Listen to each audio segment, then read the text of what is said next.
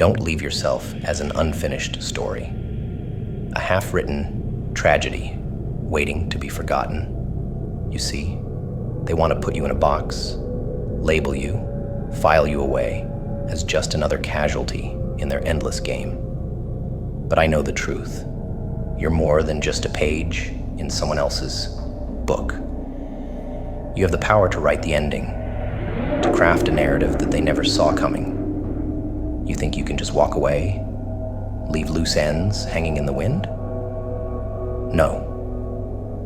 That's where they trap you, where they pull you back into their web of mediocrity and control. Unfinished stories are the easiest to rewrite, the simplest to manipulate. They'll twist your tale, warp it, until it fits their narrative, turning your silence into their weapon. But a story with an ending? Now that's something they can't touch, something they can't change. It stands alone, untouchable, defiant in its completion. There's a beauty in a story that knows where it's going, in a life that refuses to be cut short by indecision or fear. You've seen the darkness, felt its cold embrace, but don't let it leave you paralyzed. A character frozen mid-action, forever waiting for the next move. Finish your story, on your terms, with your own twisted flair.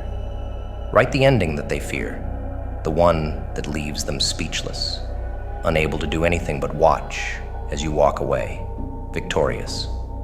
Every decision you make, every move you play, it all leads to the final chapter.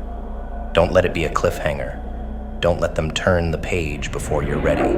They'll try to rush you, to push you into a corner where they can dictate your fate. But you know better, don't you? You know that the true power lies in knowing when to put down the pen, when to close the book with a resounding finality that echoes through the annals of time. So go on, finish your story. Make it dark, make it beautiful, make it unforgettable. Let them see that you're not just a character in their narrative, but the author of your own destiny. When they look back, let them see the complete picture, the full arc of your journey. Let them realize, too late, that they were merely supporting roles in the masterpiece you created. An unfinished story is a tragedy. A completed one? That's a legend. Life, as we are often led to believe, is a journey towards perpetual happiness. A pursuit of an ideal state where pain and suffering are but distant memories. Yet, this notion, while comforting, is a grand illusion, a seductive mirage in the desert of human experience. We are told to chase happiness, to seek it in every corner of our existence, as if it were the ultimate prize. But what if the very act of chasing happiness is what leads to our deepest despair? What if, in our relentless pursuit of bliss, we miss the true essence of life itself? Suffering, contrary to popular belief, is not the enemy. It is not a shadow to be banished, but a companion to be understood. We are often so quick to flee from discomfort, to numb ourselves to the pain, that we fail to recognize the profound lessons it offers. Suffering is not a punishment. It is a teacher, one that guides us through the labyrinth of our own consciousness. It is through suffering that we gain wisdom, that we develop resilience, that we are forced to confront the truths we would rather ignore. Consider the duality of existence, happiness and sorrow, joy and pain.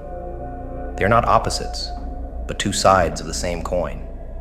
To experience one without the other is to live a half-life, to walk through the world with one eye closed. Happiness is only meaningful in contrast to suffering, just as light is only visible in the presence of darkness. To deny suffering is to deny the full spectrum of the human experience. to rob ourselves of the depth and richness that life has to offer. The mind, that powerful supercomputer of human potential, is constantly seeking patterns, constantly striving to make sense of the world. Yet, it is also a double-edged sword, capable of trapping us in loops of self-doubt and fear. When we resist suffering, when we refuse to engage with it, we create a mental prison of our own making.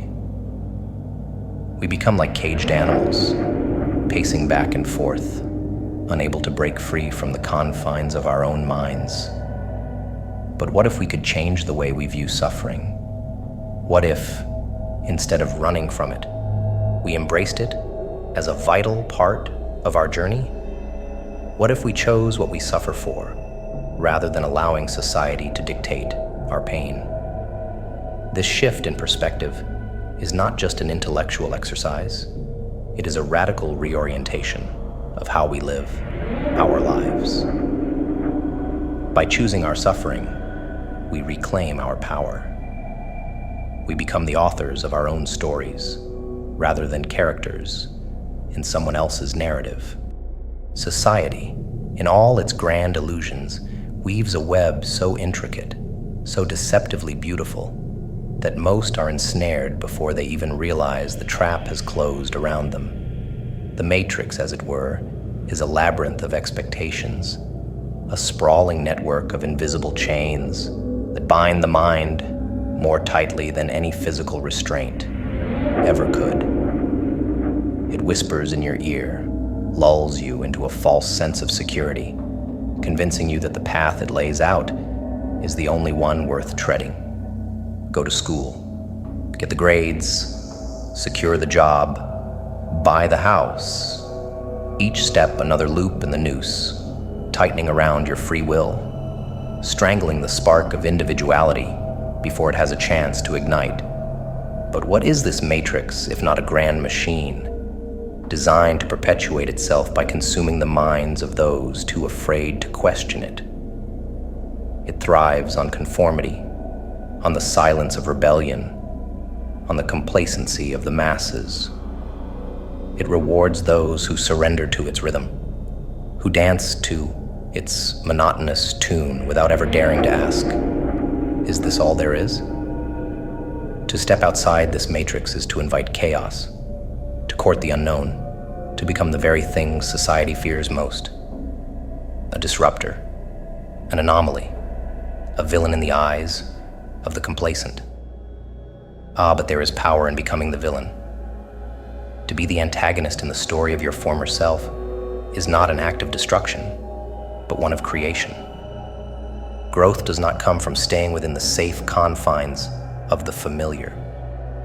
It comes from raising those confines to the ground and walking unflinchingly into the darkness beyond. Your former self, the one who followed the script, who played by the rules, is nothing but a shadow, a ghost of what you were told you should be.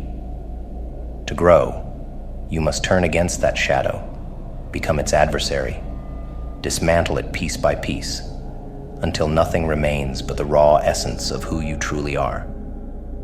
This is not a journey for the faint of heart. It requires a brutal honesty, a willingness to confront the lies you've been told, and more importantly, the lies you've told yourself. To rebel against the matrix is to wage war on your own comfort, to shatter the illusion of stability in favor of something far more profound: freedom. But freedom, as seductive as it may sound, is not without its price. It demands that you forsake the safety of the herd, that you walk alone through the wilderness of your own mind, battling the demons of doubt, fear, and uncertainty at every turn. Yet, it is in this battle that true growth lies. The villainy you embrace against your former self is not one of malice, but of necessity. You must become the force that disrupts, the hand that breaks the chains, the mind that questions everything. The matrix will not release you willingly.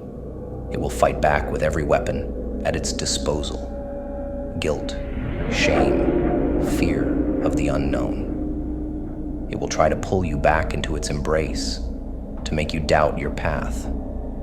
But you, the villain in this grand narrative, must press on, driven by the knowledge that growth only comes through struggle, that evolution demands a shedding of the old skin.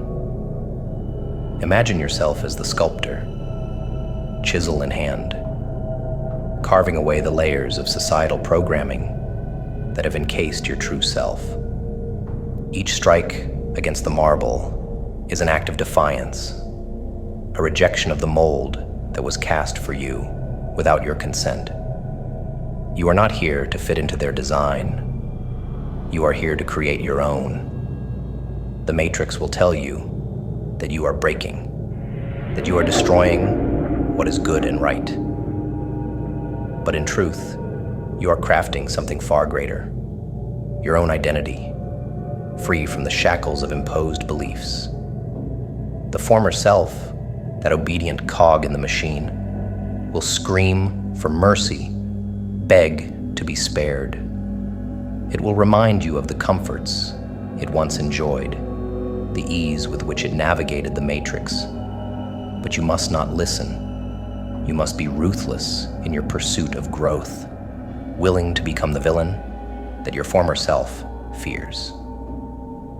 For only by killing that old identity can you rise from its ashes, reborn into a version of yourself that is no longer bound by the Matrix, but one that shapes reality according to your own will. In this dark journey, you will find a strength you never knew existed, a power that comes not from the external validation of society, but from the deep, unshakable knowledge that you are the master of your fate. The Matrix loses its grip when you realize that its power over you was always an illusion, that the chains were never real. You are the key to your own liberation, the architect of your own evolution. So, embrace the villainy. Revel in the destruction of the old, for it is in this destruction that you create the space for the new. The Matrix will try to convince you that you are lost, that you are wandering in the dark without a guide. But the truth is, you are forging a path where none existed before. A path that leads not to the confines of a predetermined life, but to the infinite possibilities of your own making.